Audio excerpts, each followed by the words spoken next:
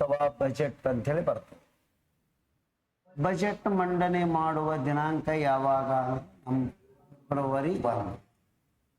Budget ಯಾರು ಏನದಂದ್ರೆ ಮಂಡನೆ ಮಾಡ್ತಾರಂದ್ರೆ ಹಣಕಾಸು ಸಚಿವರು. ಯಾರ ಅನುಮತಿಯನ್ನ ಪಡಿಬೇಕು ಅಂದ್ರೆ ರಾಷ್ಟ್ರಪತಿಗಳು. 10 ಗಂಟೆಗೆ ರಾಷ್ಟ್ರಪತಿಗಳ ಅನುಮತಿಯನ್ನು ಪಡಿತಾರ, 11 ಗಂಟೆಗೆ ಮಂಡನೆ ಚಾಲು ಮಾಡ್ತಾರೆ. ಹಾಗಾದರೆ ಆ ಮಂಡನೆಯ ವೇಳೆಯಲ್ಲಿ ಅಂದ್ರೆ ಬಜೆಟ್ ಮಂಡನೆ ಮಾಡುವಾಗ ಯಾವುದೇ ಕ್ವಶನ್ ಅವರ ಪ್ರಶ್ನಾವಳಿಯ ಸಮಯ ಇರುವುದಿಲ್ಲ. ಒಂದೇ ಕಾನ್ಸೆಪ್ಟ್. ಮೊದಲ ಹಣಕಾಸು ಮಂತ್ರಿ ಯಾರು ಅಂದ್ರ ಷಣ್ಮುಗಂ ಚೆಟ್ಟಿ. ಫಸ್ಟ್ ಹಣಕಾಸು ಮಂತ್ರಿ, 1ನೇ ಹಣಕಾಸು ಮಂತ್ರಿ ಯಾರು ಅಂದ್ರೆ ಷಣ್ಮುಗಂ ಚೆಟ್ಟಿ.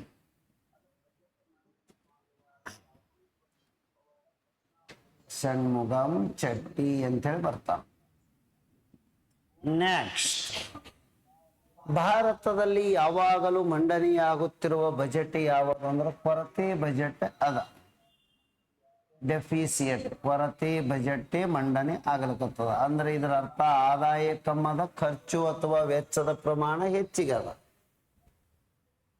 ಇನ್ನ 114 ಧನ ವಿನಿಯೋಗ, ಈ ವಿಧಿ ಧನ ವಿನಿಯೋಗದ ಮಾರ್ಕ್ ಮಾಡಿ. ನೆಕ್ಸ್ಟ್ ಬರೋದು ಏನದಂದ್ರೆ ಇಂಪಾರ್ಟೆಂಟ್, ಸಂಸತ್ತಿನಲ್ಲಿ ಉಪಯೋಗಿಸತಕ್ಕಂತಹ ಭಾಷೆ ಹಿಂದಿ ಅಥವಾ ಇಂಗ್ಲಿಷ್. ಹಿಂದಿ ಆರ್ ಇಂಗ್ಲಿಷ್ ಅಂತೇಳಿ ಇರ್ತದೆ. ಈ ಇಂಗ್ಲಿಷವನ್ನು ಮೊದಲ 15 ವರ್ಷಗಳ ಕಾಲ ಬಳಸ್ಕೊಳ್ಳಲಿಕ್ಕೆ ಪೂರಕವಾಗಿ ಹೇಳಿತ್ತು. ಆದ್ರೆ ಅದು ಹಂಗೆಯೇ ಕಂಟಿನ್ಯೂ ಆಗ್ಯದ. ಆದ್ರೆ ಸಂಸತ್ತಿನಲ್ಲಿ ಹಿಂದಿ ಅಥವಾ ಇಂಗ್ಲಿಷ್ ಬಳಕೆ ಮಾಡ್ಕೋಬೇಕು ಅಂತೇಳಿ ಹೇಳೋದು. ನೆಕ್ಸ್ಟ್, ಪ್ರಕರಣ ನಂಬರ್ ಇಲ್ಲಿದಿಂದ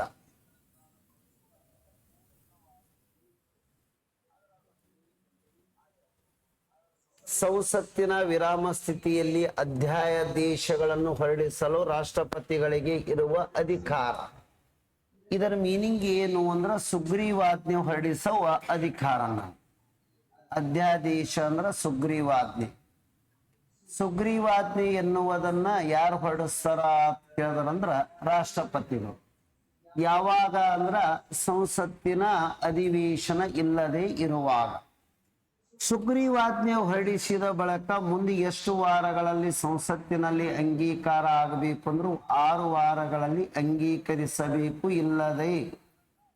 ಅಂಗೀಕರಿಸಬೇಕು, ಇಲ್ಲವಾದಲ್ಲಿ ಅವು ರದ್ದಾಗುತ್ತವೆ. ಇದೇ ಪ್ರಕರಣ ಈ 2 ಈಚೆ ಕಡೆ ಬತ್ತು ಅಂದ್ರೆ 2, 1, 3 ಆಗ್ತದ. ಇಲ್ಲಿ ನಮ್ಮಲ್ಲಿ ರಾಜ್ಯಪಾಲ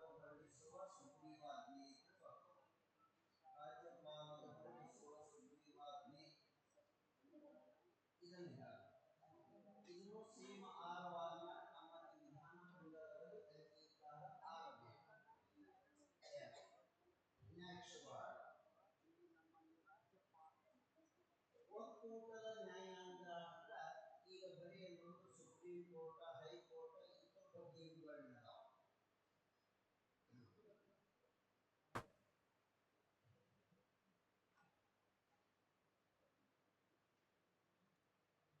ಫಸ್ಟ್ ಅಬ್ಸರ್ವೇಷನ್. ಸುಪ್ರೀಂ ಕೋರ್ಟಿನ ಸ್ಥಾಪನೆಯ ಕುರಿತು ವಿವರಣೆ ನೀಡುವ ವಿಧಿ ಯಾವುದು ಅಂದ್ರೆ 124 ಸ್ಟಾರ್ ಹಾಕ್ರಿ.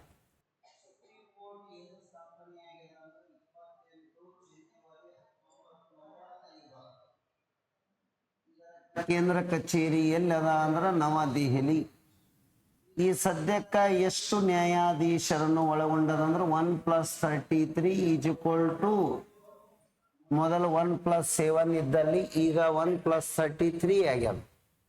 ನ್ಯಾಯಾಧೀಶರ ವೇತನವನ್ನ ಮುಖ್ಯ ನ್ಯಾಯಾಧೀಶರಿಗೆ ಎಷ್ಟು ಅದ ಅಂತ ಕೇಳಿದ್ರಂದ್ರೆ ಮಾಸಿಕ 2,80,000 ರೂಪಾಯಿ. 2,80,000 ರೂಪಾಯಿ. ಇತರೆ ನ್ಯಾಯಾಧೀಶರ ಸಂಬಳ ಎಷ್ಟದ ಅಂದ್ರ 2,50,000 ರೂಪಾಯಿ. ಇವರ ಸಂಬಳವನ್ನು ಯಾರು ಡಿಸೈಡ್ ಮಾಡ್ತಾರಂದ್ರ ಸಂಸತ್ತಿನವರು ಡಿಸೈಡ್ ಮಾಡಿರ್ತಾರ. ಸಂಬಳ ಎಲ್ಲಿದಿಂದ ಕೊಡ್ತಾರಂದ್ರೆ ಕೇಂದ್ರ ಸಂಚಿತ ನಿಧಿಯಿಂದ ಕೊಡಲಾಗುತ್ತದೆ. ಮತ್ತು ಇವರ ನಿವೃತ್ತಿ ವೇತನವೂ ಸಹ ಕೇಂದ್ರ ಸಂಚಿತ ನಿಧಿಯಿಂದನೇ ಕೊಡ್ತಾರೆ. ಮುಖ್ಯ ನ್ಯಾಯಾಧೀಶರನ್ನು ನೇಮಕ ಮಾಡುವವರು ಯಾರು ಅಂತ ಕೇಳಿದ್ರು ಅಂದ್ರ ರಾಷ್ಟ್ರಪತಿಗಳು ನೇಮಕ ಮಾಡಿ ಪ್ರಮಾಣ ವಚನ ಬೋಧಿಸುವರು. ಹಾಗಾದರೆ ರಾಷ್ಟ್ರಪತಿಗಳು ನೇಮಕ ಮಾಡುತ್ತಾರೆ. ಎರಡು ಹೋಕ್ ಅಂದ್ರ ತಾತ್ಕಾಲಿಕ ನ್ಯಾಯಾಧೀಶರನ್ನು ನೇಮಕ ಮಾಡುವ ಅಧಿಕಾರನು ರಾಷ್ಟ್ರಪತಿಗೆ ಅಧಿಕಾರವಿದೆ. ರಾಷ್ಟ್ರಪತಿಗಳಿಗೆ ಅಧಿಕಾರವಿದೆ. ಈ ಸುಪ್ರೀಂ ಕೋರ್ಟಿನ ನ್ಯಾಯಾಧೀಶರಾಗಿ ಸೇವೆ ಸಲ್ಲಿಸಬೇಕು ಅಂದ್ರೆ 5 ವರ್ಷ ಹೈಕೋರ್ಟಿನ ಮುಖ್ಯ ನ್ಯಾಯಾಧೀಶರಾಗಿರಬೇಕು. ಹೈಕೋರ್ಟಿನ ಮುಖ್ಯ ನ್ಯಾಯಾಧೀಶ ಇಲ್ಲವೇ 10 ವರ್ಷ ಹೈಕೋರ್ಟಿನಲ್ಲಿ ನ್ಯಾಯವಾದಿಯಾಗಿರಬೇಕು. ವಕೀಲನಾಗಿ ನ್ಯಾಯವಾದಿಯಾಗಿ ಇರಬೇಕು. ಜಡ್ಜ್ ಅಂದ್ರ ಮುಖ್ಯ ನ್ಯಾಯಾಧೀಶ ಅಂದ್ರ 5, ಇತರೆ ನ್ಯಾಯಾಧೀಶರು ಅಂದ್ರೆ 10 ಆಗಿರಬೇಕು. ಸರ್ವೋಚ್ಚ ನ್ಯಾಯಾಲಯದ ಉಪವೇಶನಗಳಲ್ಲಿ ನಿವೃತ್ತಿ ನ್ಯಾಯಾಧೀಶರ ಹಾಜರಾತಿ ಏನದಂದ್ರ ಅದು ಕಾನ್ಸೆಪ್ಟ್ ಬೇಡ. ನೆಕ್ಸ್ಟ್ ಅಭಿಲೇಖ ಬೇಡ. ಸರ್ವೋಚ್ಚ ನ್ಯಾಯಾಲಯದ ಕಾರ್ಯಸ್ಥಾನ ಎಲ್ಲಿದೆ ಅಂದ್ರೆ ನವದೆಹಲಿಯಲ್ಲಿ ಇದೆ. ಇದಕ್ಕ ಯಾವುದೇ ಪೀಠಗಳು ಇಲ್ಲ. ಸರ್ವೋಚ್ಚ ನ್ಯಾಯಾಲಯದ ಮೂಲ ಅಧಿಕಾರ ವ್ಯಾಪ್ತಿ, ಇದಕ್ಕೆ ಸ್ಟಾರ್ ಹಾಕಬೇಕು. ಮೂಲ ಅಧಿಕಾರ ವ್ಯಾಪ್ತಿ ಅಂದ್ರೆ ಕೇಂದ್ರ ಮತ್ತು ರಾಜ್ಯಗಳ ನಡಬರಕ ಭಿನ್ನಾಭಿಪ್ರಾಯ ಉಂಟಾದಾಗ ಅಥವಾ ರಾಜ್ಯಗಳ ನಡಬರಕರೆ ಭಿನ್ನಾಭಿಪ್ರಾಯ ಉಂಟಾದಾಗ ಯಾರು ಮಧ್ಯಪ್ರವೇಶ ಮಾಡ್ತಾರ? ನಡುವೆ ಭಿನ್ನಾಭಿಪ್ರಾಯ ಉಂಟಾದಾಗ ಅವಾಗ ಸುಪ್ರೀಂ ಕೋರ್ಟ್ ಮಧ್ಯಪ್ರವೇಶ ಮಾಡ್ತಾರೆ. ಇನ್ನ ನೆಕ್ಸ್ಟ್ ವರ್ಡ್ ಅಪೀಲು ಹೋಗುವ ಅಧಿಕಾರ ವ್ಯಾಪ್ತಿ ಇಲ್ಲದ. ಅಪೀಲು ಹೋಗುವ ಅಧಿಕಾರ ವ್ಯಾಪ್ತಿ ಸಿವಿಲ್ ನ್ಯಾಯಾಲಯಗಳಲ್ಲಿ ಅಪೀಲ, ಇದು ಕ್ರಿಮಿನಲ್ ನ್ಯಾಯಾಲಯ, ಕ್ರಿಮಿನಲ್ ವಿಷಯಗಳಿಗೆ ಸಂಬಂಧಿಸಿದಂತೆ. ಅಸ್ತಿತ್ವದಲ್ಲಿರುವ ಕಾನೂನಿನ ಮೇರೆಗೆ ಫೆಡರಲ್ ನ್ಯಾಯಾಲಯದ ಅಧಿಕಾರ. ಫಸ್ಟ್ ಇಂಡಿಯಾದೊಳಗ ಫೆಡರಲ್ ನ್ಯಾಯಾಲಯ ಎನ್ನುವುದು ಸ್ಥಾಪನೆಯಾಗಿದ್ದು ಯಾವಾಗ ಅಂದ್ರೆ 1937ರಲ್ಲಿ ನವದೆಹಲಿ. ಆ ನವದೆಹಲಿ ಒಳಗ ಸ್ಥಾಪನೆಯಾಗಿದ್ದು ಯಾವಾಗ ಅಂದ್ರೆ 1935 ಭಾರತ ಸರ್ಕಾರ ಕಾಯ್ದೆಯ ಮೂಲಕ. ಪ್ರಕರಣ ನಂಬರ್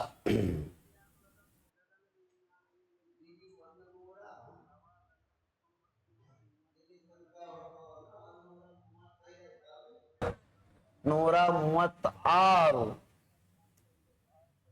136 ಅಪೀಲು ಸಲ್ಲಿಸಲು ವಿಶೇಷ ಅನುಮತಿ. ಇಲ್ಲಿ ಪುನರಾವಲೋಕನ, ಸರ್ವೋಚ್ಚ ನ್ಯಾಯಾಲಯದ ತೀರ್ಪುಗಳನ್ನು ಅಥವಾ ಆದೇಶಗಳನ್ನು ಏನ್ ಮಾಡೋದು? ಪುನರಾವಲೋಕನ ಅಂದ್ರ ತಾನೇ ಕೊಟ್ಟ ತೀರ್ಪನ್ನು ತಾನೇ ಏನದಂದ್ರೆ ಮತ್ತೊಂದು ಸಲ ಏನ್ ಮಾಡಬಹುದು ಅಂದ್ರೆ ಪರಿಗಣಿಸಬಹುದು. ಇದನ್ನ ಯಾವ ದೇಶದ ಸಂವಿಧಾನದಿಂದ ಪಡೆಯಲಾಗಿದೆ ಅಂದ್ರೆ USA ಸಂವಿಧಾನದಿಂದ. ಇನ್ನ ಸರ್ವೋಚ್ಚ ನ್ಯಾಯಾಲಯ ಕೆಲವು ರಿಟ್ಗಳನ್ನು ಹೊರಡಿಸುವ ಅಧಿಕಾರವಿದೆ. 139. ಈ ರಿಟ್ಗಳನ್ನ ಯಾವ ದೇಶದಿಂದ ತೋಡಿದೆವು ಅಂದ್ರೆ UK ದಿಂದ ತೋಡಿದೆವು. ಎಷ್ಟು ಟೈಪ್ ರಿಟ್ ಅದಾವ ಅಂದ್ರೆ 5 ಟೈಪ್ ರಿಟ್ಗಳನ್ನು ಹೊರಡಿಸಬಹುದು. ನೆಕ್ಸ್ಟ್ ಸರ್ವೋಚ್ಚ ನ್ಯಾಯಾಲಯದ ಪೂರಕ ಅಧಿಕಾರಗಳು. ಇನ್ನ ಸರ್ವೋಚ್ಚ ನ್ಯಾಯಾಲಯ ಘೋಷಿಸಿದ ಕಾನೂನಿಗೆ ಎಲ್ಲಾ ನ್ಯಾಯಾಲಯಗಳು, ಯಾಕಂದ್ರೆ ಇದೇ ಸರ್ವೋಚ್ಚ ನ್ಯಾಯಾಲಯ ಇದು ಒಂದು ಸಲ ತೀರ್ಪು ಕೊಡ್ತು ಅಂದ್ರ ಎಲ್ಲಾ ಕೋರ್ಟ್ಗಳು ಇದಕ್ಕ ಬದ್ಧರಾಗಿರುತ್ತವೆ ಎಂದರ್ಥ. ನೆಕ್ಸ್ಟ್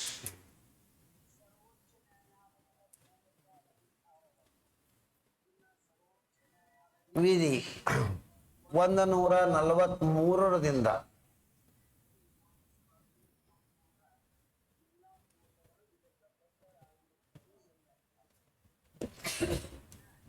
143 ಸರ್ವೋಚ್ಚ ನ್ಯಾಯಾಲಯದೊಡನೆ ಸಮಾಲೋಚಿಸಲು ರಾಷ್ಟ್ರಪತಿಗಳಿಗೆ ಅಧಿಕಾರವಿದೆ.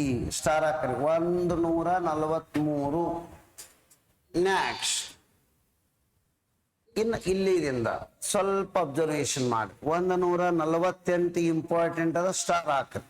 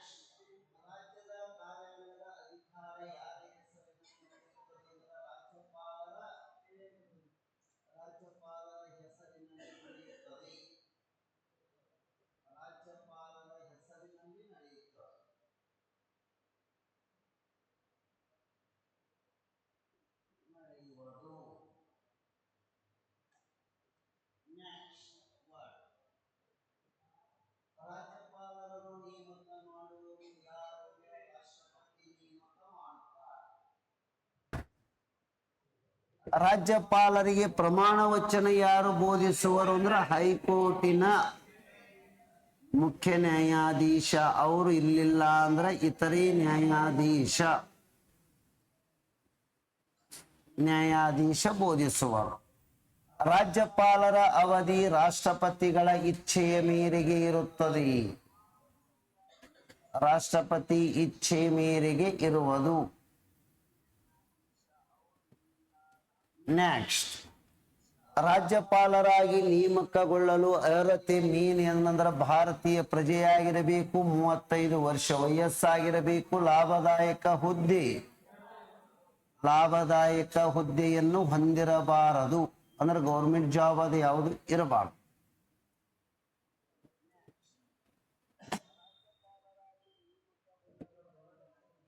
ರಾಜ್ಯಪಾಲರ ಪದದ ಷರತ್ತುಗಳಾಯ್ತು. ರಾಜ್ಯಪಾಲರಿಗೆ ಪ್ರಮಾಣ ವಚನ ಆಯ್ತು.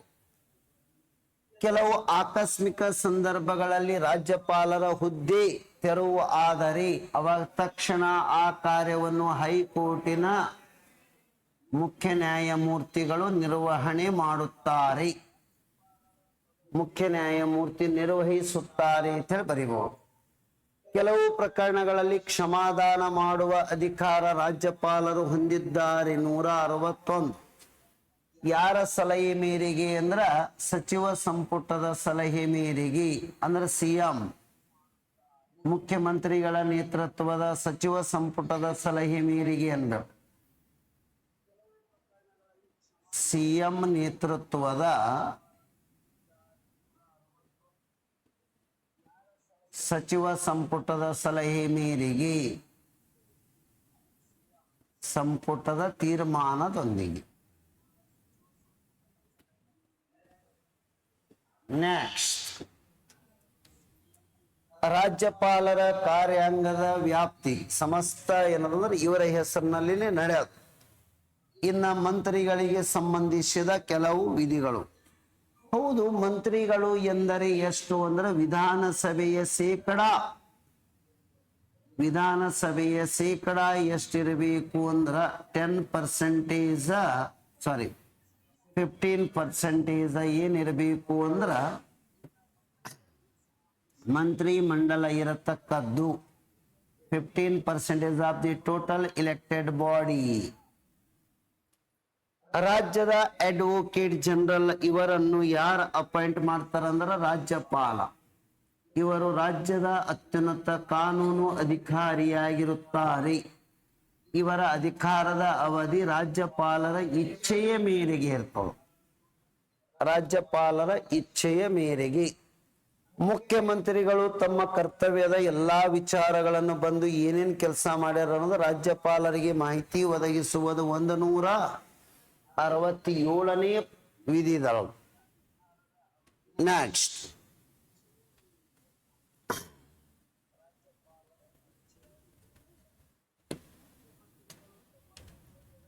ವಿಧಾನಸಭೆಗಳ ರಚನೆ ಅಂತ ಹೇಳೋಣ. ವಿಧಾನಸಭೆಯ ರಚನೆ ಎನ್ನುವುದು ವಿಧಾನಸಭೆಗಳ ರಚನೆ. ವಿಧಾನಸಭೆಯಲ್ಲಿ ಕನಿಷ್ಠ ಎಷ್ಟು ಸದಸ್ಯರು ಇರಲೇಬೇಕು ಅಂದ್ರೆ 60. ಮ್ಯಾಕ್ಸಿಮಮ್ ಎಷ್ಟಿರಬಹುದು ಅಂದ್ರೆ 500. ಸಂಖ್ಯಾಬಲ ಇಷ್ಟು ಇರಬೇಕು. ಇನ್ನ ಕರ್ನಾಟಕದಲ್ಲಿ ಮೊದಲ ವಿಧಾನಸಭೆಯ ರಚನೆ ಯಾವಾಗ ಆಗ್ಯದ ಅಂದ್ರೆ 1881ಕ್ಕೆ ಆಗ್ಯದ. ವಿಧಾನ ಪರಿಷತ್ತಿನ ರಚನೆ ಅಂದ್ರೆ ಮಿನಿಮಮ್ 40 ಕನಿಷ್ಠ ಇರಲೇಬೇಕು. ಕರ್ನಾಟಕ ವಿಧಾನ ಪರಿಷತ್ತಿನ ರಚನೆ ಎಂದಾಗ್ಯದ ಅಂದ್ರೆ 1907 ಆಗ್ಯದ. ವಿಧಾನ ಮಂಡಲದ ಅವಧಿ ಇದಕ್ಕ ಏನದಂದ್ರ ವಿಧಾನ ಮಂಡಲದ ಅವಧಿ ಅಂತ ಹೇಳಿ ಬರ್ತದೆ. ಇಲ್ಲಿ ಆಕ್ಚುಲಿ ವಿಧಾನ ಮಂಡಲ ಎಂದರೆ ರಾಜ್ಯಪಾಲ, ವಿಧಾನಸಭೆ, ವಿಧಾನ ಪರಿಷತ್ತು 3 ಒಳಗೊಂಡಿರ್ತಾವ. ನೆಕ್ಸ್ಟ್, ರಾಜ್ಯ ವಿಧಾನ ಮಂಡಲದ ಸದಸ್ಯತ್ವಕ್ಕೆ ಅರ್ಹತೆ. ಹಾಗಾದರೆ ಏನಂದ್ರೆ ಇಲ್ಲಿ ಸ್ವಲ್ಪ ಅಬ್ಸರ್ವೇಷನ್, ಇದಕ್ಕೆ ಮೊದಲು 3 ಬರಿಬೇಕು. ಏನೇನು ಅಂದ್ರೆ ರಾಜ್ಯಪಾಲ, ಆ ನಂತರ ವಿಧಾನ ಪರಿಷತ್ತು, ನೆಕ್ಸ್ಟ್ ವಿಧಾನಸಭೆ, 3 ಒಳಗೊಂಡಿದ್ದು ವಿಧಾನ ಮಂಡಲ, ವಿಧಾನಸಭೆ. ನೆಕ್ಸ್ಟ್ ಇಲ್ಲಿ ಏನಂದ್ರೆ ವಿಧಾನಮಂಡಲದ ಸದಸ್ಯತ್ವಕ್ಕೆ ಅರ್ಹತೆ ಅದ. ವಿಧಾನಮಂಡಲದ ಸದಸ್ಯತ್ವಕ್ಕೆ ಅರ್ಹತೆ ಅಂದ್ರ MLC ಆಗಲಕ್ಕ 30 ವರ್ಷ ಬೇಕು. MLA ಆಗಲಕ್ಕ 25 ವರ್ಷ ವಯಸ್ಸು ಆಗಿರಬೇಕು. ರಾಜ್ಯ ವಿಧಾನಮಂಡಲದ ಅಧಿವೇಶನಗಳು ಸ್ಟಾರ್ಟ್ ಆಗ್ಬೇಕು. ಅಧಿವೇಶನ ಕರೆಯುವ, ಮುಂದೂಡುವ, ರದ್ದುಗೊಳಿಸುವ ಅಧಿಕಾರ ಯಾರಿಗೆ ಅದ ಅಂದ್ರ ರಾಜ್ಯಪಾಲರಿಗೆ ಇದೆ. 2 ಅಧಿವೇಶನಗಳ ನಡುವಿನ ಅಂತರ 6 ತಿಂಗಳ ಮೀರಬಾರದು.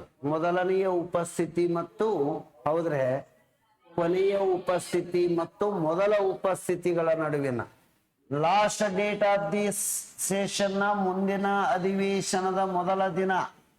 ಇಲ್ಲಿ ಲಾಸ್ಟ್ ತಗೋಬೇಕು, ಇಲ್ಲಿ ಏನ್ ತಗೋಬೇಕು? ಫಸ್ಟ್ ತಗೋಬೇಕು. ನೆಕ್ಸ್ಟ್ ಸದನದಲ್ಲಿ ರಾಜ್ಯಪಾಲರು ಭಾಷಣ 2 ಟೈಮ್ದಾಗ ಮಾಡ್ತಾರ. ಒಂದು ಏನದಂದ್ರ ಚುನಾವಣೆ ನಂತರ ಮೊದಲ ಸಭೆಯಲ್ಲಿ ಭಾಷಣ ಮಾಡ್ತಾರೆ. ಮತ್ತು ಪ್ರತಿ ವರ್ಷದ ಮೊದಲ ಸಭೆ, ಪ್ರತಿ ವರ್ಷ ನಡೆಯುವ ಮೊದಲ ಸಭೆಯಲ್ಲಿ ಭಾಷಣ. ಇಷ್ಟು ಹೇಳ್ಬೇಕು. ರಾಜ್ಯಪಾಲರಿಂದ ವಿಶೇಷ ಭಾಷಣ. ಸದನ ಸಂಪುಟಗಳಲ್ಲಿ ಮಂತ್ರಿ, ಅಡ್ವೊಕೇಟ್ ಹಕ್ಕುಗಳು. ವಿಧಾನಸಭೆಯ ಸಭಾಪತಿ, ಉಪಸಭಾಪತಿ ತಮ್ಮಲ್ಲಿಯೇ ಸದಸ್ಯರಲ್ಲಿಯೇ ಆಯ್ಕೆಯಾಗುವರು. ಇವರಿಗೆ ಪ್ರಮಾಣ ವಚನ ಇರುವುದಿಲ್ಲ, ಆಯ್ಕೆ ಮಾಡಲಾಗುವುದು. ವಿಧಾನಸಭೆಯ ಸಭಾಪತಿ, ಉಪಸಭಾಪತಿಗಳ ಸ್ಥಾನ ತೆರವುಗೊಳ್ಳುವಿಕೆ. ಇವರು ತಮ್ಮ ರಾಜೀನಾಮೆ ಇವ್ರಿಗೆ ಕೊಡಬಹುದು, ಇವ್ರಿಗೆ ಕೊಡಬಹುದು. ಇಬ್ರು ಇಲ್ಲಿ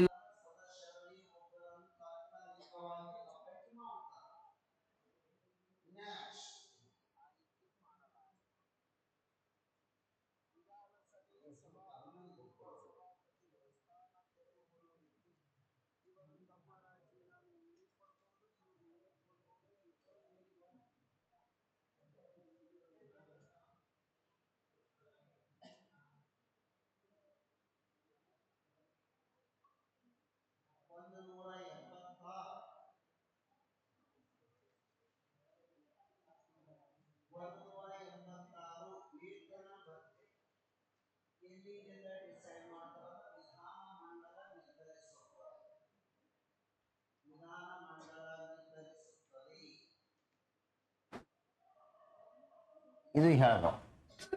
ರಾಜ್ಯ ವಿಧಾನಮಂಡಲದ ಸಚಿವಾಲಯಗಳಾಯ್ತು. ಸದಸ್ಯರಿಗೆ ಪ್ರಮಾಣ ವಚನ ಸಭಾಪತಿ ಬೋಧಿಸುವರು.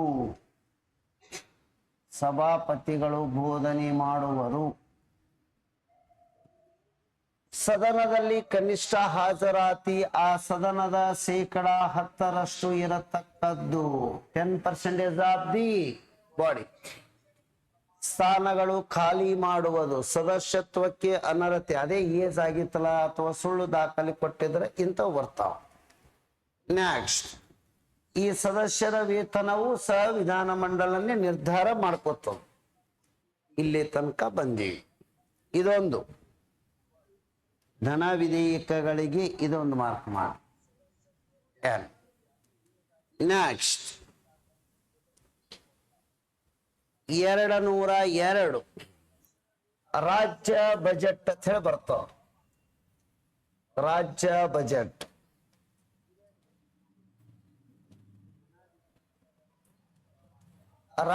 ಬಜೆಟ್ ಮಂಡನೆಯಾಗುವುದು ಎಷ್ಟು ಅಂದ್ರೆ 202 ಸ್ಟಾರ್ ಹಾಕ್ರಿ. ಯಾರ ಅನುಮತಿ ಪಡೆದು ಮಂಡನೆ ಮಾಡ್ಬೇಕಂದ್ರೆ ರಾಜ್ಯಪಾಲರ ಅನುಮತಿ ಬೇಕು. ಯಾರು ಮಂಡನೆ ಮಾಡುವರು ಅಂದ್ರ ಹಣಕಾಸು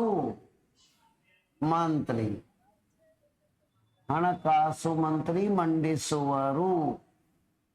ನೆಕ್ಸ್ಟ್ ಅಂದಾಜುಗಳಿಗೆ ಸಂಬಂಧಿಸಿದಂತೆ ಆಯ್ತು. ಧನ ವಿನಿಯೋಗ ವಿಧೇಯಕ ಮಂಡನೆ 204 ಸ್ಟಾರ್ ಹಾಕ್ರಿ ಅದಕ್ಕೆ. ನೆಕ್ಸ್ಟ್ ಬರೋದು ವಿಧಾನಮಂಡಲದಲ್ಲಿ ಉಪಯೋಗಿಸಬೇಕಾದ ಭಾಷೆ. ನಮ್ಮ ರಾಜ್ಯ ಆಡಳಿತ ಭಾಷೆ ಬಳಸಬೇಕು. ರಾಜ್ಯ ಆಡಳಿತ ಭಾಷೆ ಇಲ್ಲವೇ ಇಂಗ್ಲಿಷ್ ಬಳಸಬಹುದು. ನೆಕ್ಸ್ಟ್, ಕನ್ನಡನೇ ನಮ್ಮ ರಾಜ್ಯ ಆಡಳಿತ ಭಾಷೆ. ಇಲ್ಲಿದಿಂದ ನೋಡ, ಈ 213 ಸುಗ್ರೀವಾಜ್ಞೆ ಹೊರಡಿಸುವ ಅಧಿಕಾರ ಯಾರಿಗೆ ಅಂದ್ರೆ ರಾಜ್ಯಪಾಲರಿಗೆ. ಆರ್ಡಿನನ್ಸ್ ಅಂತ ಹೇಳಿ ಬರ್ತಾವ. ಸುಗ್ರೀವಾಜ್ಞೆ ಹೊರಡಿಸುವ ಅಧಿಕಾರ ಜನವರಿದಾಗ ಸುಗ್ರೀವಾಜ್ಞೆ ಹೊರಡಿಸಿದ್ರು, ಕನ್ನಡ ಭಾಷಿಕರಿಗ ಮೀಸಲಾತಿ ಅಂತ ಹೇಳಿ. ನೆಕ್ಸ್ಟ್, ಹೈಕೋರ್ಟ್ಗಳ ಸ್ಥಾಪನೆ. ನಮ್ಮ ಹೈಕೋರ್ಟ್ ಎಂದು ಸ್ಥಾಪನೆಯಾಗಿದೆ ಅಂದ್ರೆ 1880. ಅದು ಈಗ ಯಾವ ಕಟ್ಟಡದಾಗ ಅಂದ್ರೆ 18 ಕಚೇರಿ ಬೆಂಗಳೂರಿನಲ್ಲಿ ಇದೆ. ಇದು ಹೇಳಬೇಕು. ನೆಕ್ಸ್ಟ್, ಉಚ್ಚ ನ್ಯಾಯಾಲಯಗಳ ರಚನೆ ಅಂತ ಹೇಳದ. ಹಾಗಾದರೆ ಒಂದು ನ್ಯಾಯಾಲಯದಿಂದ ಮತ್ತೊಂದು ನ್ಯಾಯಾಲಯಕ್ಕೆ ಬೇರೆ ಬೇರೆ ಏನದಾವಂದ್ರೆ ನ್ಯಾಯಾಧೀಶರ ಸಂಖ್ಯೆ ಅದಾವ. ಎಲ್ಲ ಕಡೆ ಸ್ಥಿರನೇ ಇಲ್ಲ. ಉಚ್ಚ ನ್ಯಾಯಾಲಯದ ನ್ಯಾಯಾಧೀಶರ ನೇಮಕ ಯಾರು ಮಾಡ್ತಾರ ಅಂದ್ರೆ ರಾಷ್ಟ್ರಪತಿ ನೇಮಕ ಮಾಡುವ. ರಾಷ್ಟ್ರಪತಿಗಳಿಂದ ನೇಮಕವಾಗುತ್ತಾರೆ. ಇದು ಹೇಳೋ. ನೆಕ್ಸ್ಟ್,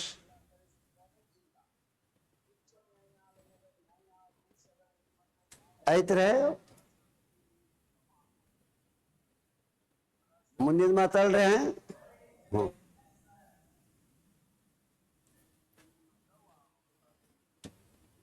219 ಹೈಕೋರ್ಟಿನ ನ್ಯಾಯಾಧೀಶರಿಗೆ ಯಾರು ಪ್ರಮಾಣ ವಚನ ಬೋಧಿಸುವರು? ರಾಜ್ಯಪಾಲ ಬೋಧಿಸುವರು. ರಾಜ್ಯಪಾಲರು ಹೈಕೋರ್ಟಿನ ಕಾಯಂ ನ್ಯಾಯಾಧೀಶರಾಗಿದ್ದವರು ತರುವಾಯ ನ್ಯಾಯವಾದಿಯಾಗಿ ವೃತ್ತಿಯನ್ನು ನಡೆಯುವುದರ ಮೇಲೆ ನಿರ್ಬಂಧವಿದೆ. ನ್ಯಾಯಾಧೀಶರ ವೇತನ, ಮುಖ್ಯ ನ್ಯಾಯಾಧೀಶನ ವೇತನ 2,50,000 ಮಾಸಿಕ.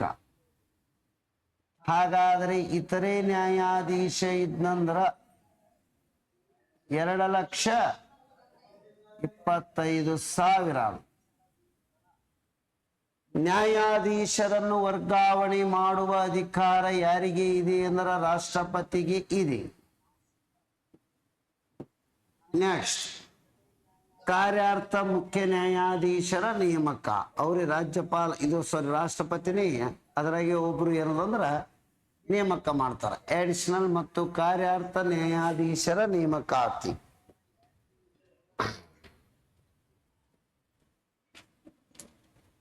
226 ಇಂಪಾರ್ಟೆಂಟ್ ನೋಡಿದ್ರ. 5 ಪ್ರಕಾರದ ರಿಟ್ಟಗಳನ್ನು ಹೊರಡಿಸುವ ಅಧಿಕಾರ ಯಾರಿಗೆ ಅದ ಅಂದ್ರ ಸುಪ್ರೀಂ ಕೋರ್ಟ್ ಮತ್ತು ಹೈಕೋರ್ಟ್. ಇಲ್ಲಿ ಯಾವುದೊಂದು 220 ಯಾವ ದೇಶದಿಂದ ತಗೊಂಡಿದೆವು? ಎಷ್ಟು ಟೈಪ್ ರಿಟ್ ಅದಾವ? ರಾಜ್ಯದ ಎಲ್ಲಾ ನ್ಯಾಯಾಲಯಗಳ ಮೇಲೆ ಉಚ್ಚ ನ್ಯಾಯಾಲಯದ ಅಧೀಕ್ಷಣಾಧಿಕಾರ ಅಂದ್ರೆ ಅದರ ಅಧೀನದಾಗ ಬರ್ತಾವನ್ನ ನೋಡ್ಕೊತಾ ಇರ್ಬೇಕು. ನೆಕ್ಸ್ಟ್ ಐತ್ರೆ, ಜಿಲ್ಲಾ ನ್ಯಾಯಾಧೀಶರನ್ನು ಯಾರು ನೇಮಕ ಮಾಡುತ್ತಾರೆ? ಅಧೀನ ನ್ಯಾಯಾಲಯಗಳು ಯಾರ ಅಧೀನದಲ್ಲಿ ಬರ್ತಾವಂದ್ರೆ ರಾಜ್ಯ ಸರ್ಕಾರದ ಅಧೀನಕ್ಕೆ ಬರುತ್ತವೆ. ಇವು ರಾಜ್ಯ ಸರ್ಕಾರ. ಇದು ಗೊತ್ತಿರಬೇಕು. ಇವರನ್ನು ಯಾರು ನೇಮಕ ಮಾಡುತ್ತಾರೆ ಅಂದ್ರೆ ರಾಜ್ಯಪಾಲರು ನೇಮಕ ಮಾಡುತ್ತಾರೆ ಹೈಕೋರ್ಟಿನ ಮುಖ್ಯ ನ್ಯಾಯಾಧೀಶರ ಸಲಹೆ ಮೇರೆಗೆ. ಇಷ್ಟು ವರ್ಡ್. ಮ್ಯಾಜಿಸ್ಟ್ರೇಟ್ ಎನ್ನುವುದು ಎಲ್ಲಿರ್ತದಂದ್ರೆ ಜಿಲ್ಲಾದಲ್ಲಿ ಇರುವಂತ ನ್ಯಾಯಾಲಯ. ಜಿಲ್ಲಾದೊಳಗೆ ಇರ್ತದೆ ಜಿಲ್ಲಾ ಮ್ಯಾಜಿಸ್ಟ್ರೇಟ್ ಅಂತ ಹೇಳಿ. ನೆಕ್ಸ್ಟ್, ಇದು ಆದ ಬಳಿಕ ಒಕ್ಕೂಟದ ರಾಜ್ಯ ಕ್ಷೇತ್ರ ಮತ್ತು ಆಡಳಿತ.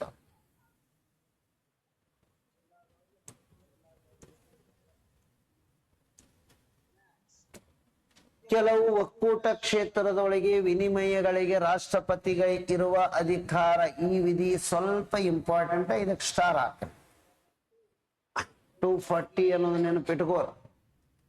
ನೆಕ್ಸ್ಟ್, ನೀವು ಓಸು ಬೈಬಲ್ ಮಾಡ್ಬೇಕಂದಿರನು? ಹಂಗಾಗಲ್ಲ ಸರ್, ವಿವರಣೆ ಜಾಸ್ತಿ ನೆನಪಿಟ್ಕೋಬೇಕು.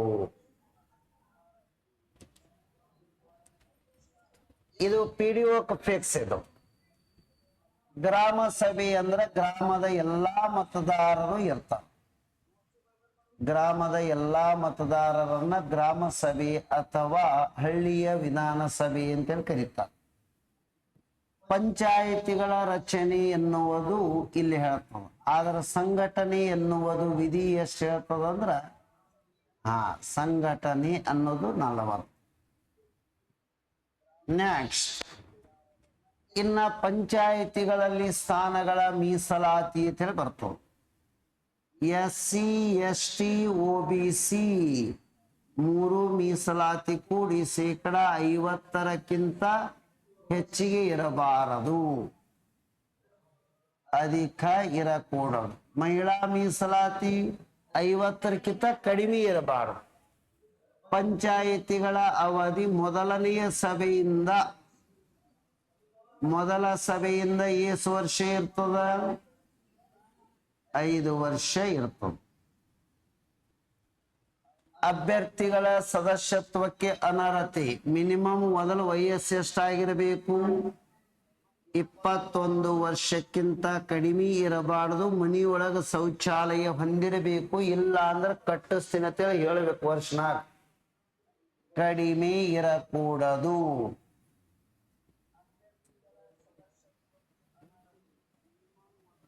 ಇದು ಗೊತ್ತಿಲ್ಲ. ಪಂಚಾಯಿತಿಗೆ ಅಧಿಕಾರಗಳು ಒಟ್ಟು 29 ವಿಷಯಗಳ ಮೇಲೆ ಪವರ್ಸ್ ಅದಾವ.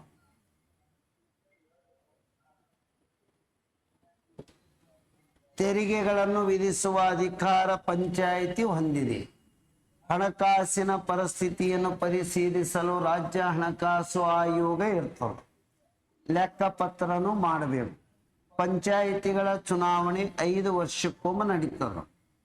ರಾಜ್ಯ ಚುನಾವಣಾ ಆಯೋಗ ನಡೆಸ್ತದ.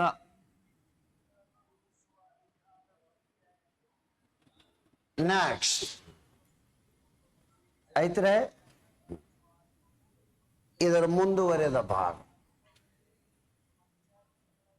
ಪೌರಸಭೆಗಳು ಅಧ್ಯಾಯ ಇದರೊಳಗೆ ಎಷ್ಟಂದ್ರೆ 9A ಬರ್ತಾವೆ.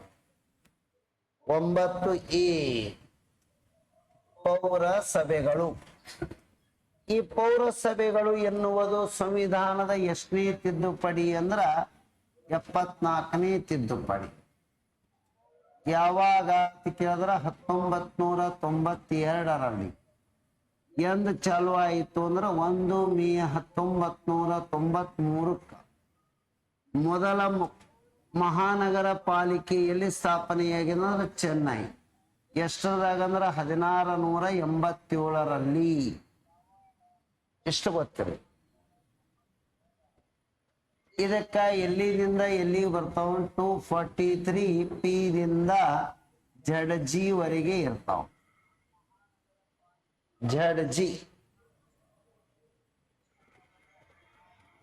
ZG ವರೆಗೆ ಇವೆ. ನೆಕ್ಸ್ಟ್ ಆಯ್ತ್ರೆ.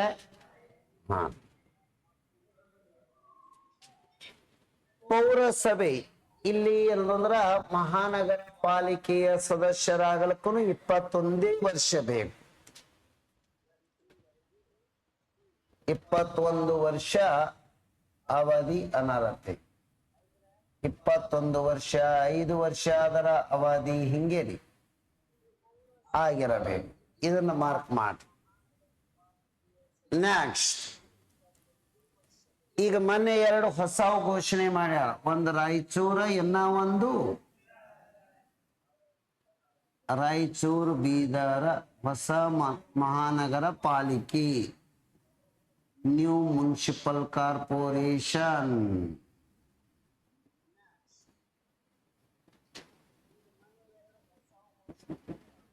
ಘೋಷಣೆ ಮಾಡ್ಯಾರ.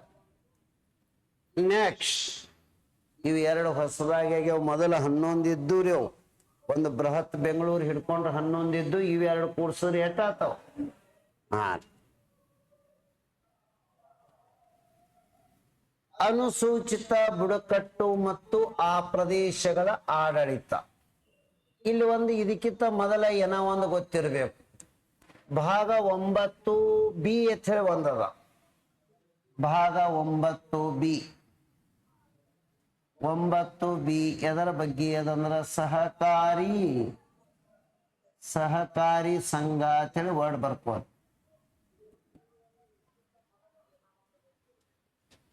ಹಾಗಾದ್ರೆ ಎಲ್ಲಿದಿಂದ ಎಲ್ಲಿ ತನ ಬರ್ತಾವಂದ್ರ 243 ZH ದಿಂದ ZT ವರೆಗೆ. ನೆಕ್ಸ್ಟ್ ಅನುಸೂಚಿತ ಪ್ರದೇಶಗಳ ಆಡಳಿತ. ಇದು 5ನೆಯ ಅನುಸೂಚಿ ಒಳಗೆ ಬರ್ತದೆ. ಅನುಸೂಚಿ 5 ಶೆಡ್ಯೂಲ್ ನಂಬರ್ 5 ವಿವರಣೆಯ. ನೆಕ್ಸ್ಟ್ ಈ ಬುಡಕಟ್ಟು ಜನರ ಏಳಿಗೆಗಾಗಿನೇ ಒಬ್ಬ ಮಿನಿಸ್ಟ್ರಿ ಇರ್ತಾರ.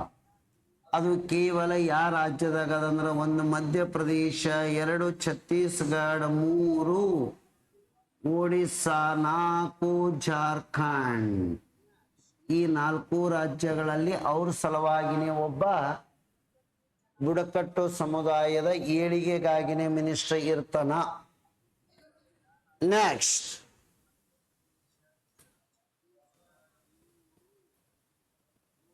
ಬರದ್ರಿ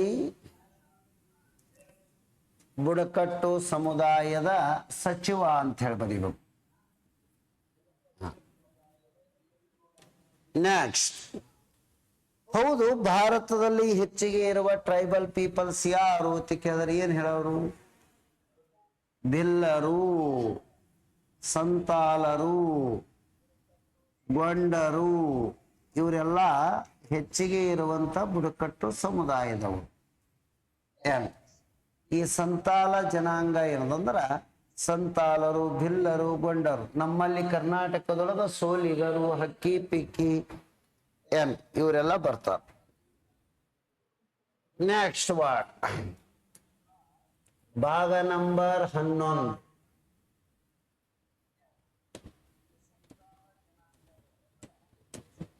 ಸಂಸತ್ತು ಮತ್ತು ಇದು ಮೊದಲ ಒಕ್ಕೂಟ ಮತ್ತು ರಾಜ್ಯಗಳ ನಡುವಿನ ಸಂಬಂಧ.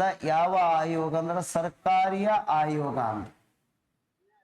ಸರ್ಕಾರಿಯ ಆಯೋಗ ಕೇಂದ್ರ ಮತ್ತು ರಾಜ್ಯಗಳ ನಡುವಿನ ಸಂಬಂಧದ ಕುರಿತು ಅಧ್ಯಯನ ನಡೆಸಿದೆ. ಇದಕ್ಕೆ ಗೆರೆ ಹಾಕಿ. ನೆಕ್ಸ್ಟ್ ಈ ಸದ್ಯಕ್ಕ ರಾಜ್ಯ ಪಟ್ಟಿಯಲ್ಲಿ ಇರುವ ವಿಷಯಗಳ ಸಂಖ್ಯೆ ಎಷ್ಟು ಅಂದ್ರೆ ಏನ್ ಹೇಳೋರು? 52 61.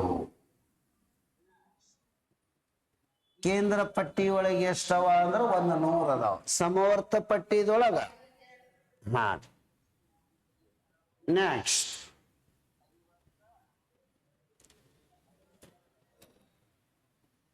ಇದು ಅಡ್ಮಿನಿಸ್ಟ್ರೇಷನ್ ಸಂಬಂಧಪಡುತ್ತೆ.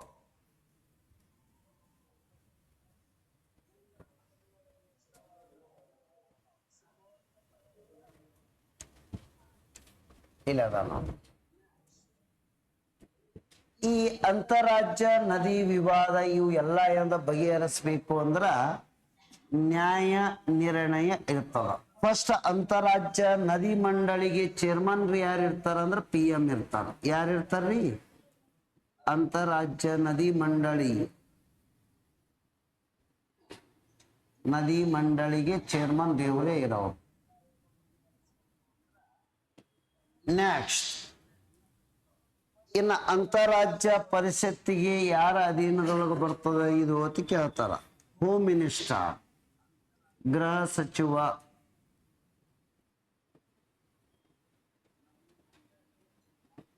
ಅಧೀನದಲ್ಲಿ ಕಾರ್ಯನಿರ್ವಹಿಸುತ್ತದೆ. ನೆಕ್ಸ್ಟ್ ವರ್ಡ್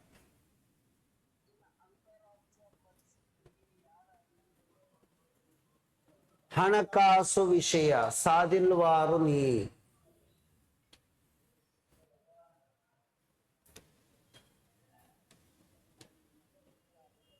ಇಲ್ವಾ. ಕಾನೂನಿನ ಅಧಿಕಾರದ ಮೂಲಕವಲ್ಲದೆ ತೆರಿಗೆಗಳನ್ನು ಟ್ಯಾಕ್ಸ್ ಸಂಬಂಧ ಬರ್ತಾವ. ಇಲ್ಲಿ ನಮಗ್ ಕ್ವಶನ್ಗೆ ಯಾವ್ದಾರ ಬರೋದು ಅಂದ್ರ ಹಣಕಾಸು ಆಯೋಗದ ರಚನೆ 5 ಸ್ಟಾರ್ ಹಾಕ್ರಿ 280. ಹಾಗಾದರೆ ಈ ಸದ್ಯಕ್ಕ ಹಣಕಾಸು ಆಯೋಗದ ಅವಧಿ 2026ರಿಂದ 31 ಎಂದ ನೇಮಕ ಆಗ್ಯದಂದ್ರೆ 2023ರಲ್ಲಿ ನೇಮಕ. ಯಾರದರ ಈ ಸದ್ಯಕ್ಕದರ ಚೇರ್ಮನ್ ಅಂತ ಕೇಳಿದ್ರ ಅರವಿಂದ ಪನಗಾರಿ. ಹಾಗಾದರೆ ಏನಂದ್ರೆ ಎಷ್ಟು ವರ್ಷಗಳ ಅವಧಿಗಾಗಿ? 5 ವರ್ಷ. ಯಾರು ನೇಮಕ ಮಾಡುತ್ತಾರೆ? ರಾಷ್ಟ್ರ. ಏನು ಉದ್ದೇಶ ಅಂದ್ರೆ ಕೇಂದ್ರ ಮತ್ತು ರಾಜ್ಯಗಳ ನಡಬರ್ಕ ಹಣಕಾಸಿನ ಹಂಚಿಕೆ ಮಾಡುವುದು.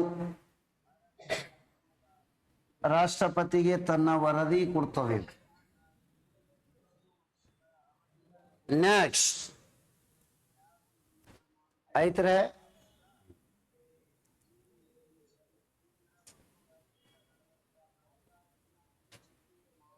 ಇದರದಾಗ ಯಾವುದು ಇಲ್ಲ.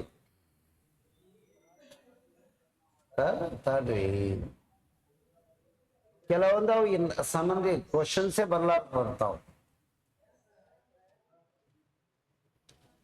ಈ ವಾಣಿಜ್ಯ ವ್ಯಾಪಾರ ಇವೆಲ್ಲ ಆಸ್ಟ್ರೇಲಿಯಾದಿಂದ ತಗೊಂಡಿದ್ದದ. ಸರ್ವಿಸಸ್ ಅಖಿಲ ಭಾರತೀಯ ಸೇವೆಗಳು 3 ಅದಾವ. ಲೋಕಸೇವಾ ಆಯೋಗ ಇದು ಗೊತ್ತಿರಬೇಕು.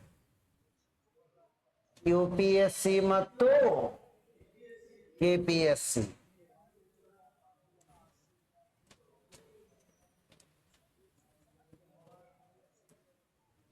UPSC KPSC ಇವೆರಡೂ ಗೊತ್ತಿರ್ಬೇಕಲ್ರಿ.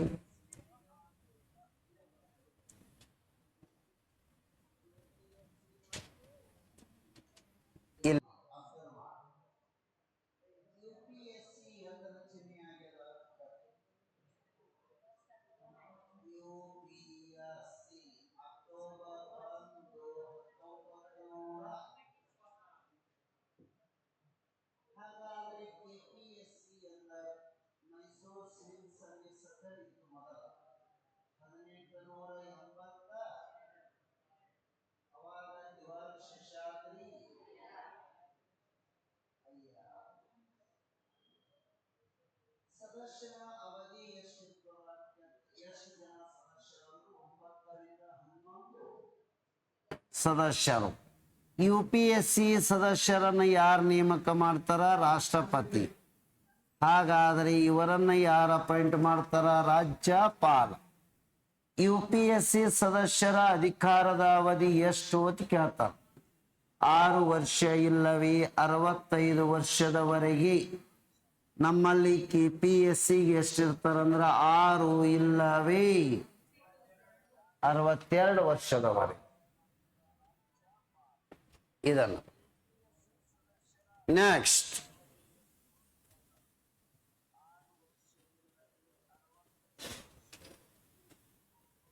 ಆಯ್ತರೆ.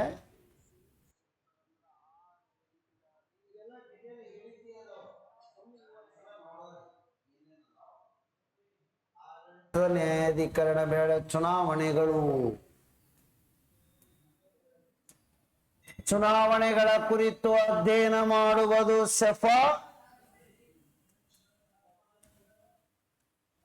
ಚುನಾವಣೆಗಳ ಕುರಿತು ಅಧ್ಯಯನ ಮಾಡುವುದು ಸೆಫಾಲಜಿ.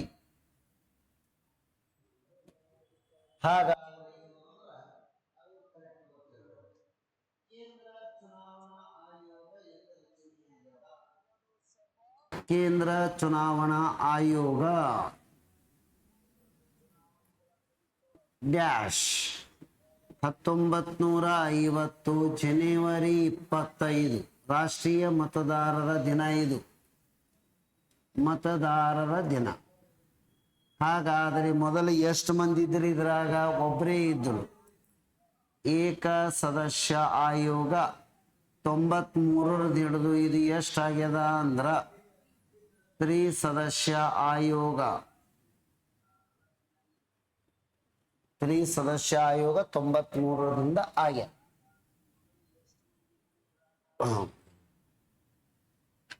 ನೆಕ್ಸ್ಟ್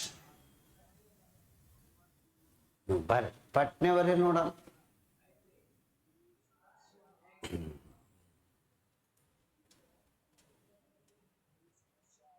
ಕೆಲವು ವರ್ಗಗಳಿಗೆ ಸಂಬಂಧಪಟ್ಟಂತಹ ಉಪವಿಧಿಗಳು ಮೀಸಲಾತಿಗಳು ಎಲ್ಲ ಇದ್ರಾಗೆ ಬರ್ತಾವ.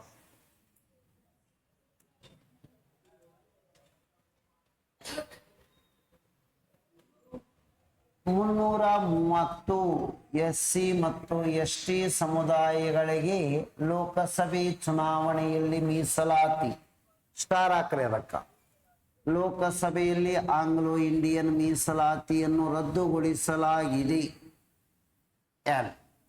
ಇನ್ನ 332 ರಾಜ್ಯ ವಿಧಾನಸಭೆಯಲ್ಲಿ ಮೀಸಲಾತಿ. ನೆಕ್ಸ್ಟ್ ರಾಜ್ಯ ವಿಧಾನಸಭೆಗಳಲ್ಲಿ ಆಂಗ್ಲೋ ಇಂಡಿಯನ್ ಸಮುದಾಯದ ಮೀಸಲಾತಿ ರದ್ದುಗೊಳಿಸಲಾಗಿದೆ. ಆಯ್ತರೆ. ನೆಕ್ಸ್ಟ್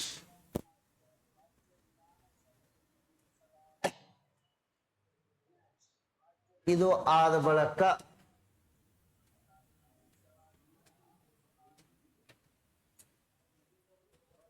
ಆಯ್ತು ಲಾಸ್ಟ್ ಬಂದಿ. ಭಾಷೆಗಳ ಕುರಿತು ಅಧ್ಯಯನ ಮಾಡುವುದಕ್ಕ ಏನ್ ಅನ್ಬೇಕು ಹೇಳ. ರಾಜ್ಯದ ಭಾಷೆಗಳ ಕುರಿತು ಅಧ್ಯಯನ ಮಾಡುವುದು ಲಿಂಗ್ವಿಸ್ಟಿಕ್ಸ್.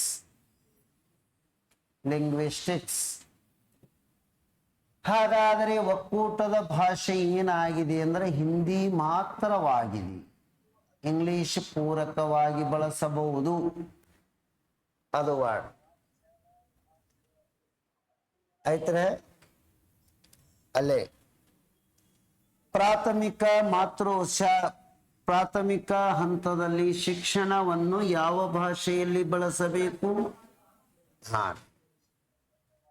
ಮಾತೃಭಾಷೆ ಅಂದ್ರೆ ನಮ್ಮಲ್ಲಿ ಕನ್ನಡದಾಗ ಅಂದಂಗ. ನೆಕ್ಸ್ಟ್ ಅನುಸೂಚಿ ನಂಬರ್ 8 ಎದರ ಬಗ್ಗೆ ಹೇಳ್ತದ?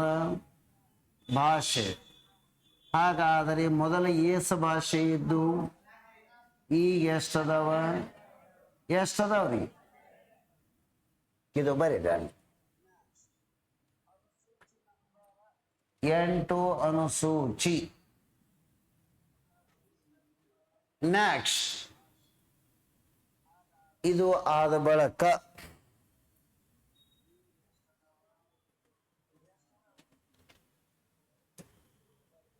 ತುರ್ತು ಪರಿಸ್ಥಿತಿಗೆ ಸಂಬಂಧಿಸಿದ್ದು ಎಷ್ಟು ತುರ್ತು ಪರಿಸ್ಥಿತಿಗಳು?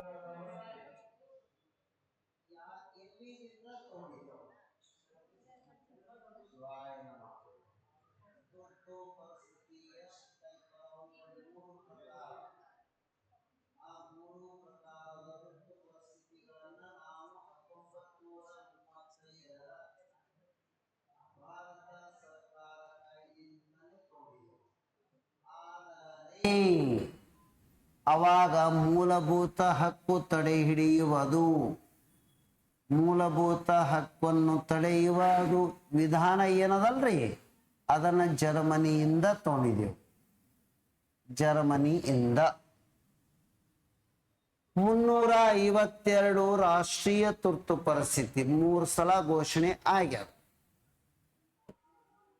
356 ರಾಷ್ಟ್ರಪತಿ ಆಳ್ವಿಕೆ ಕರ್ನಾಟಕದಾಗ 6 ಸಲ ಘೋಷಣೆ ಆಗ್ಯಾದ. ಆಳ್ವಿಕೆ ಕರ್ನಾಟಕದಲ್ಲಿ ಎಷ್ಟು ಸಲ ಆಗ್ಯದ್ರಿ? 6 ಬಾರಿ. 360 ಹಣಕಾಸು ತುರ್ತು ಪರಿಸ್ಥಿತಿ ಒಮ್ಮೆಯೂ ನೋ ಅಂತೇಳಿ ಬರೀ ನೋ ಅಲ್ಲೇ ಆಯ್ತ್ರೆ. ಈ 359 ಸ್ಟಾರ್ ಹಾಕ್ರಿ. ತಕ್ಷಣವೇ ಎಷ್ಟನೇ ವಿಧಿ ಸ್ಟಾಪ್ ಆಗ್ತದ? 19ನೇ ವಿಧಿ ಸ್ಥಗಿತಗೊಳ್ಳುವುದು, ಸ್ಟಾಪ್ ಆಗೋದು. 20 21 ಸ್ಟಾಪೇ ಆಗಲ್ಲ. ಇಲ್ಲೊಂದು ಅದ ನೋಡಿ, ಇಲ್ಲೇ ಬರ್ತೀನಿ ಸ್ಪಷ್ಟವಾಗಿ. ನೆಕ್ಸ್ಟ್, ರಾಷ್ಟ್ರೀಯ ತುರ್ತು ಪರಿಸ್ಥಿತಿ ಎಷ್ಟು ಬಾರಿ?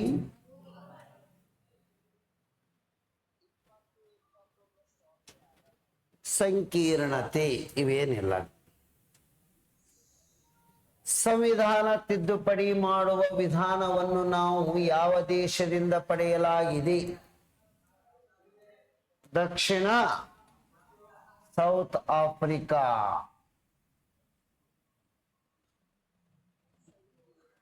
ಎಷ್ಟು ವಿಧಗಳಲ್ಲಿ ತಿದ್ದುಪಡಿ ಮಾಡಬಹುದು?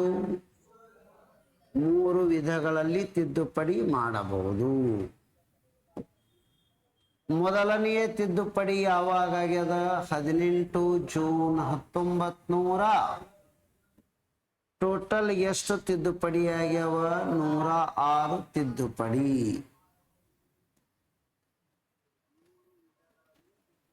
ಒಂದು 106 ತಿದ್ದುಪಡಿ ಆಗಿವೆ.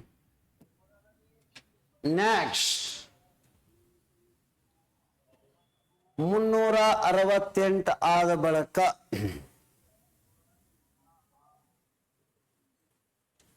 ಇದು ತಾತ್ಕಾಲಿಕ. ಕ್ಯೂ ಕೇಳ್ತಾನ. ವಿಶೇಷ ಏನದಂದ್ರ ಉಪಬಂಧಗಳು ಅಂತೇಳಿ ಬರ್ತಾವ. ಇವು ಯಾವ ರಾಜ್ಯಕ್ಕ ಏನೇನು ಕೊಟ್ಟಾರ ಅನ್ನೋದು ಕರೆಕ್ಟ್ ಗೊತ್ತಿರಬೇಕು. ಇದು ಅಂತರೂ ರದ್ದಾಗ್ಯದ. ಇದು ಕಾಟ್ ಹಾಕಿ 371 ಮಹಾರಾಷ್ಟ್ರ ಮತ್ತು ನಾಗಾಲ್ಯಾಂಡ್ 371 ಎ, ಆಸಾಂ, ಮಣಿಪುರ್, ಆಂಧ್ರ ಪ್ರದೇಶದೊಳಗೆ ಸೆಂಟ್ರಲ್ ಯೂನಿವರ್ಸಿಟಿ, ಸಿಕ್ಕಿಮ, ಮಿಜೋರಾಂ, ಅರುಣಾಚಲ ಪ್ರದೇಶ, ಗೋವಾ. ಇಲ್ಲೇ ನಮ್ದೊಂದದ. ಆಗನ ಎಷ್ಟು ಅಂದ್ರೆ 371. ಜೆ ಕಲ್ಯಾಣ ಕರ್ನಾಟಕ ಅಂತೇಳಿ ಬರೀ. ಎಷ್ಟು ಜಿಲ್ಲಾ ಕೊಟ್ಟದ?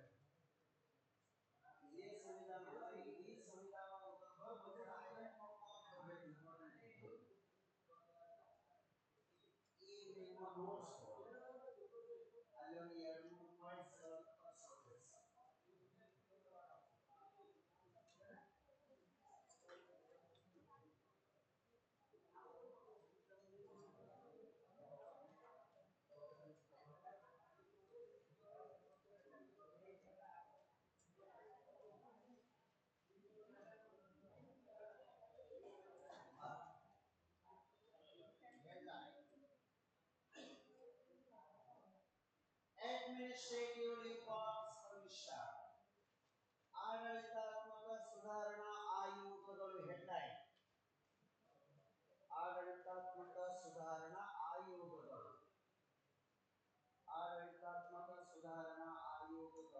ಹೆಡ್ಲೈನ್: ಅಡ್ಮಿನಿಸ್ಟ್ರೇಟಿವ್ ಆಡಳಿತಾತ್ಮಕ ಸುಧಾರಣಾ ಆಯೋಗಗಳು. Administrative reforms commission. Administrative reforms commission.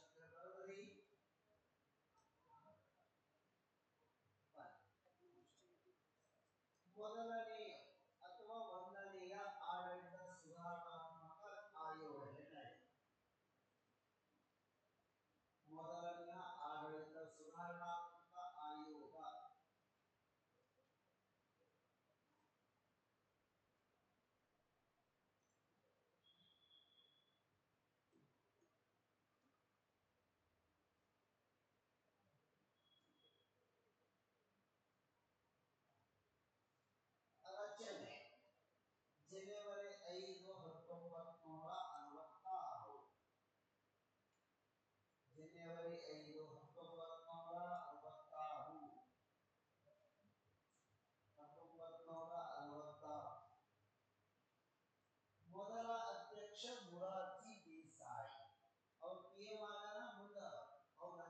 ಅದಕ್ಕೆ ಮೊದಲ ಅಧ್ಯಕ್ಷ ಮೊರಾರ್ಜಿ ದೇಸಾಯಿ ರಾಜೀನಾಮೆ ನೀಡಿದರು. ನಂತರ ಅಧ್ಯಕ್ಷ ಕೆ ಹನುಮಂತಯ್ಯ, ಯಾಕಂದ್ರೆ ಅವರು ಡೆಪ್ಯೂಟಿ PM ಆಗೋರು ಇರ್ತಾರ. ನಂತರದ ಅಧ್ಯಕ್ಷ K Hanumanthaiah. K Hanumanthaiah K Hanumanthaiah. Next, ಎರಡನೆಯ ಆಡಳಿತಾತ್ಮಕ ಸುಧಾರಣಾ ಆಯೋಗ, ಸೆಕೆಂಡ್. ಎರಡನೆಯ ಆಡಳಿತ ಸುಧಾರಣಾ ಆಯೋಗ, ಕೆಳಗಡೆ ವರ್ಡ್. ರಚನೆ 31 ಆಗಸ್ಟ್ 2005. ರಚನೆ 31 ಆಗಸ್ಟ್ 2005.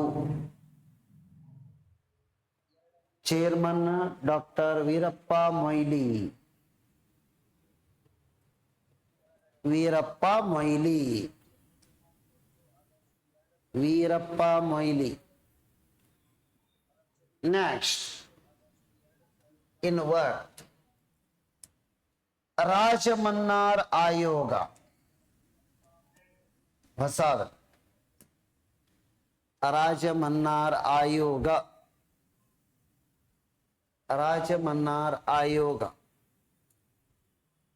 ರಚನೆ 1969. 1969. ಇದನ್ನು ತಮಿಳುನಾಡಿನ ಸರ್ಕಾರ ನೇಮಕ ಮಾಡಿತು. ಸರ್ಕಾರ ನೇಮಕ ಮಾಡಿತು. ಇದು ಅಂತಾರಾಜ್ಯ ಪರಿಷತ್ತು ರಚನೆಗೆ ಸಲಹೆ ನೀಡಿತು. ಅಂತಾರಾಜ್ಯ ಪರಿಷತ್ತು ರಚನೆಗೆ ಸಲಹೆ ನೀಡಿತು. ಅಂತಾರಾಜ್ಯ ಪರಿಷತ್ತು ರಚನೆಗೆ ಸಲಹೆ ನೀಡಿತು.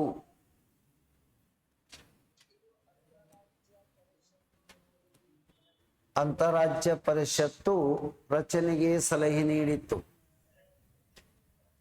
ನೆಕ್ಸ್ಟ್, ಆಯ್ತ್ರೆ, ಅಲ್ಲೇ ವರ್ಡ್. ಈ IAS IPS ಪೋಸ್ಟ್ ಕ್ಯಾನ್ಸಲ್ ಮಾಡತ್ತಿರೋ ಒಂದು ಆಯೋಗ ಹೇಳದ್ ನೋಡ್ರಿ, ಇದೆ ನೋಡ್ರಿ. ಇದು ಅಖಿಲ ಭಾರತೀಯ ಸೇವೆಗಳಾದ IAS IPS ಮತ್ತು ಇದು ಅಖಿಲ ಭಾರತೀಯ ಸೇವೆಗಳಾದ IAS IPS IFS. ಅಖಿಲ ಭಾರತೀಯ ಸೇವೆಗಳಾದ IAS IPS IFS. IAS IPS IFS ಹುದ್ದೆಗಳನ್ನು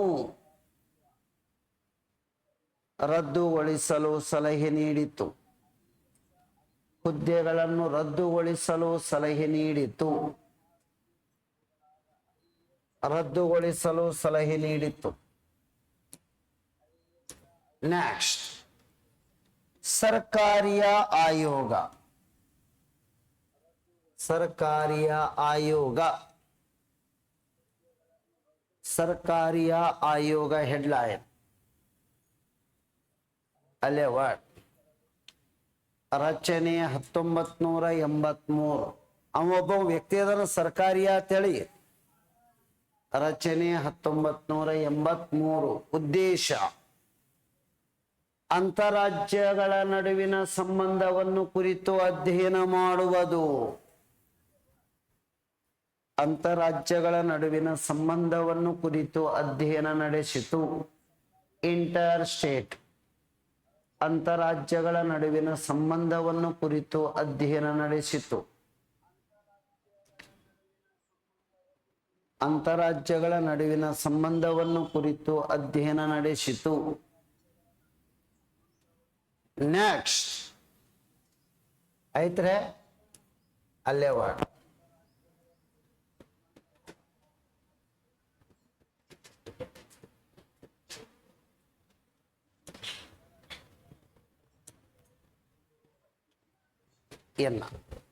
ಅಂತಾರಾಜ್ಯ ಪರಿಷತ್ತು ಹೆಡ್ಲೈನ್. ಅಂತಾರಾಜ್ಯಗಳ ಪರಿಷತ್ತು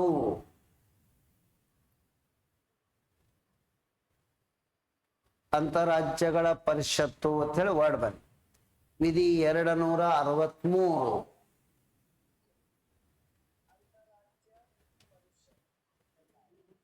263. ಆಗಲೇ ಗೃಹ ಸಚಿವರು ಅಂತ ಹೇಳಿ ನನ್ರಿ PM ಇರ್ತಾರೆ ಇದಕ್ಕೂ. ಬರ್ರಿ, ರಾಷ್ಟ್ರಪತಿಗಳು ರಚನೆ ರಾಷ್ಟ್ರಪತಿಗಳ ಸಲಹೆ ಮೇರೆಗೆ ರಚನೆ. ರಾಷ್ಟ್ರಪತಿಗಳ ಸಲಹೆ ಮೇರೆಗೆ ರಚನೆಗೊಳ್ಳುವುದು. ಇದರ ಚೇರ್ಮನ್ನರು ಪ್ರಧಾನಮಂತ್ರಿಯಾಗಿರುತ್ತಾರೆ.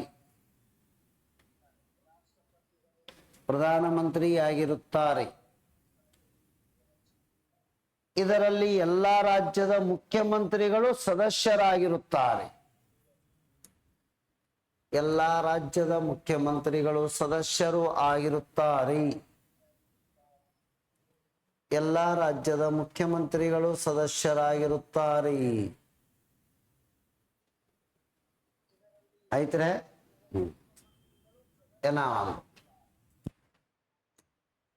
ಗ್ರೀನ್ ಟ್ರಿಬ್ಯುನಲ್ಸ್ ಹಸಿರು ನ್ಯಾಯ ಮಂಡಳಿ. ರಾಷ್ಟ್ರೀಯ ಹಸಿರು ನ್ಯಾಯ ಮಂಡಳಿ ಅನ್ರಿ. ರಾಷ್ಟ್ರೀಯ ಹಸಿರು ನ್ಯಾಯ ಮಂಡಳಿ.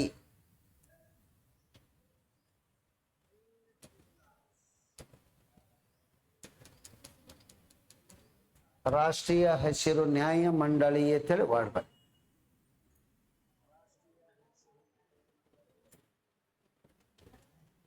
ರಚನೆ 2010.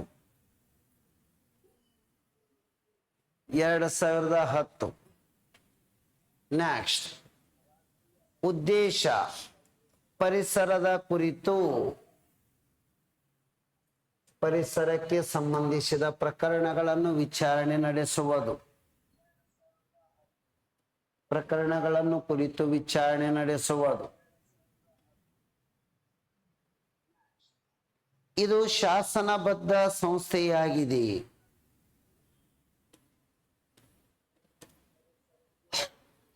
ಶಾಸನಬದ್ಧ ಸಂಸ್ಥೆಯಾಗಿದೆ. ಆಸ್ಟ್ರೇಲಿಯಾ ಮತ್ತು ನ್ಯೂಜಿಲೆಂಡಿನ ನಂತರ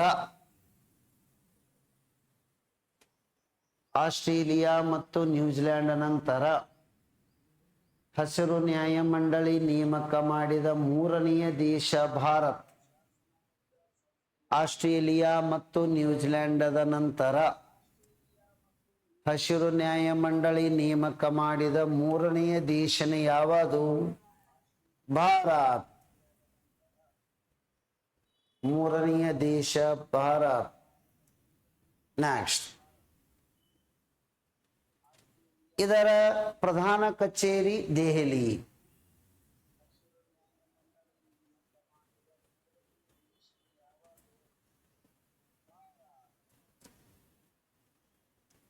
ಆಯ್ತರ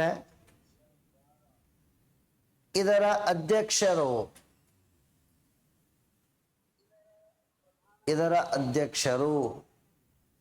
ನಿವೃತ್ತ ಸುಪ್ರೀಂ ಕೋರ್ಟಿನ ನ್ಯಾಯಾಧೀಶ.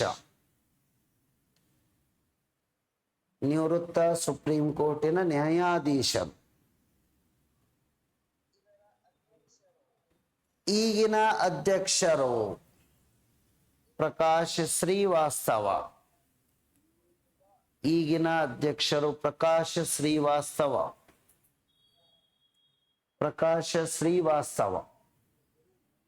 ಸದಸ್ಯರು 20.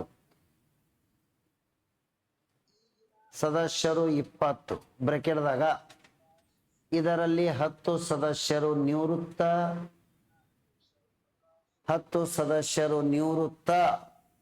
ಹೈಕೋರ್ಟಿನ ನ್ಯಾಯಾಧೀಶರು ಇರುತ್ತಾರೆ.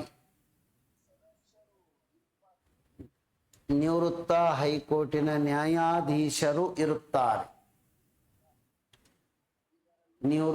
ಹೈಕೋರ್ಟಿನ ನ್ಯಾಯಾಧೀಶರು ಇರುತ್ತಾರೆ. ನೆಕ್ಸ್ಟ್ ಇದರ ಅಧಿಕಾರ, ಇದು ವಿಚಾರಣೆ ಮಾಡುವ ಅಧಿಕಾರ, ಇಷ್ಟ ಸಂಬಂಧ ಅದಾವ ನೋಡಿ. ಇದು ವಿಚಾರಣೆ ಮಾಡುವ ಅಧಿಕಾರ. UPSC ಇದೇ ಕೇಳಿದ್ದ. ವಿಚಾರಣೆ ಮಾಡುವ ಅಧಿಕಾರವಿರುವುದು ಒಂದು ಜಲ ಮಾಲಿನ್ಯ ಕಾಯ್ದೆ 74ದಾಗ.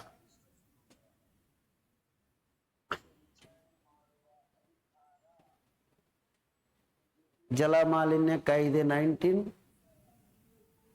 ಜಲ ಮಾಲಿನ್ಯ ಸೆಸ್ ಕಾಯ್ದೆ 1977, ಜಲ ಮಾಲಿನ್ಯ ಸೆಸ್ ಕಾಯ್ದೆ 1977, ಅರಣ್ಯ ಸಂರಕ್ಷಣಾ ಕಾಯ್ದೆ, ಅರಣ್ಯ ಸಂರಕ್ಷಣಾ ಕಾಯ್ದೆ 1980, ಸಂರಕ್ಷಣಾ ಕಾಯ್ದೆ 1980, ವಾಯು ಮಾಲಿನ್ಯ ನಿಯಂತ್ರಣ ಕಾಯ್ದೆ, ವಾಯು ಮಾಲಿನ್ಯ ನಿಯಂತ್ರಣ ಕಾಯ್ದೆ 1981, 1981, ಪರಿಸರ ಸಂರಕ್ಷಣಾ ಕಾಯ್ದೆ 1986, ಪರಿಸರ ಸಂರಕ್ಷಣಾ ಕಾಯ್ದೆ 1986,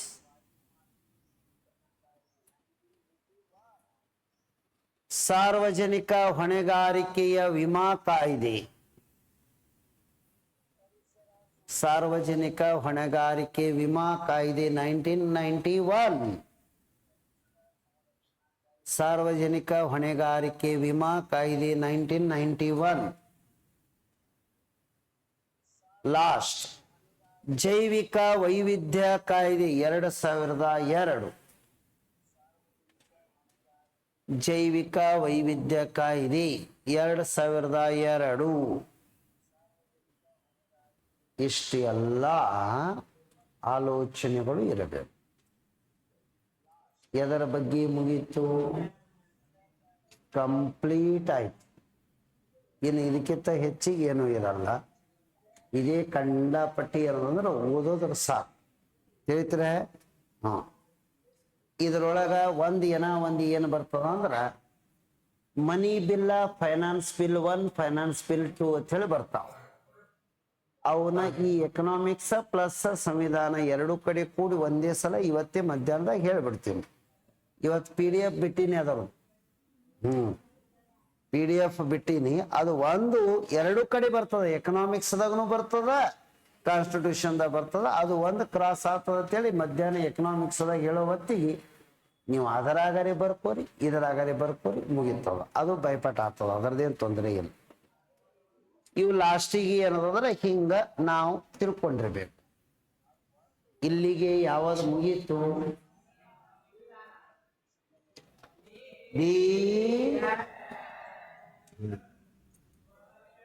ಡಾಕ್ಟರ್ ಬಾಬಾ ಸಾಹೇಬ್ ಅಂಬೇಡ್ಕರ್ ಅವರು ಸಿದ್ಧಪಡಿಸಿಕೊಟ್ಟ ಸಂವಿಧಾನವನ್ನ ಸ್ಪರ್ಧಾತ್ಮಕ ಪರೀಕ್ಷೆಗಾಗಿ ಎಷ್ಟು ಓದಬೇಕು? ಅರ್ಥ ಆಯ್ತ್ರೆ?